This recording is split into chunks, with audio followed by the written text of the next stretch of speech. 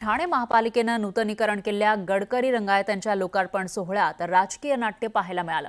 या सोहळ्यामध्ये दाखवलेल्या चित्रफितीवरून भाजप आमदार संजय केळकर यांनी शिवसेनेवर अप्रत्यक्षरित्या निशाणा साधला। त्यावर शिवसेनेकडून सुद्धा जोरदार प्रत्युत्तर देण्यात आलं आहे। तर महापालिका निवडणुकीआधीच हा वाद उफाळल्यानं त्याची जोरदार चर्चा रंगली आहे। ठाण्यातील नाट्यगृहावरून महायुतीत धुसफूस। ठाणे महापालिका रिमोट कंट्रोलवर चालते। आमदाराचा नाव न घेता शिवसेनेवर निशाणा। ठाणे महापालिकेनं नूतनीकरण केलेल्या राम गणेश गडकरी रंगायतांचं नुकतंच लोकार्पण करण्यात आलं। या नाट्यगृहात 1978 आणि 1999 मध्ये बसवलेल्या कोनशिलांना नूतनीकरणानंतर एका कोपऱ्यात स्थान देण्यात आल्यानं राष्ट्रवादी काँग्रेसचे प्रवक्ते आनंद परांजपे यांनी संताप व्यक्त केला होता। त्यापाठोपाठ आता या लोकार्पण कार्यक्रमादरम्यान दाखवण्यात आलेल्या चित्रफितीवरून भाजपचे आमदार संजय केळकर यांनी नाव न घेता शिवसेनेला टोला लगावलाय। ठाणे शहराच्या सांस्कृतिक वारशात योगदान देणाऱ्यांची माहिती देणाऱ्या या चित्रफितीत केळकर यांना स्थान देण्यात आलं नव्हतं।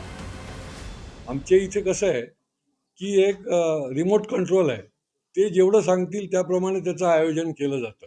की एखादा 40 वर्षात इतके आमदार झाले या शहरामध्ये, पण या शहराचं सांस्कृतिक पण टिकवणारा देखील एक आमदार असा निघाला की त्याने देखील रंगभूमीवर हौशी नाही तर व्यावसायिक रंगभूमीवर रेकॉर्ड केला।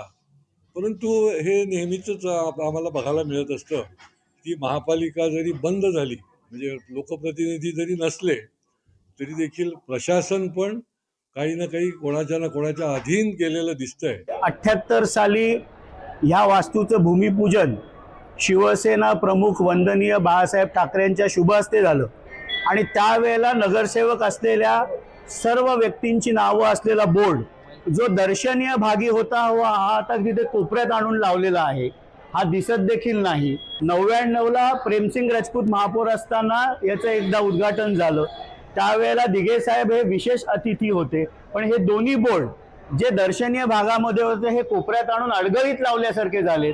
ज्या शिवसेना प्रमुख वंदनीय बाळासाहेब ठाकरेंचं नाव घेऊन राजकारण केलं जातं, त्यांचे असलेले हे बोर्ड हे साईडला आणले, हे दुर्दैवी आहे। महापालिकेच्या कारभाराआडून केळकर यांनी अप्रत्यक्षपणे मित्र पक्षावर टीका केली आहे। त्याला शिवसेनेकडून उत्तर देण्यात आलंय। निवडणुका जवळ आल्यामुळे कदाचित आपल्या पक्षातील कार्यकर्त्यांना थोडं बळ मिळावं, त्यांना काहीतरी बोलण्याची संधी मिळावी म्हणून अशा प्रकारची वक्तव्य त्यांनी केली असावीत।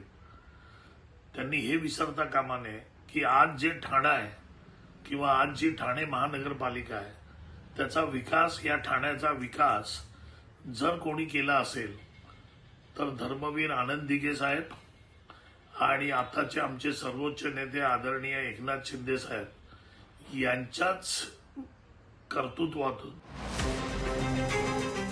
राज्यात लवकरच महापालिका निवडणुका होऊ घातल्यात। त्यातील ठाणे महापालिका ही महायुतीसाठी प्रतिष्ठेची लढाई ठरणार आहे। मात्र त्याआधीच या महापालिकेतील महायुतीत कुरबुरी सुरू झाल्याचं चित्र समोर दिसतंय।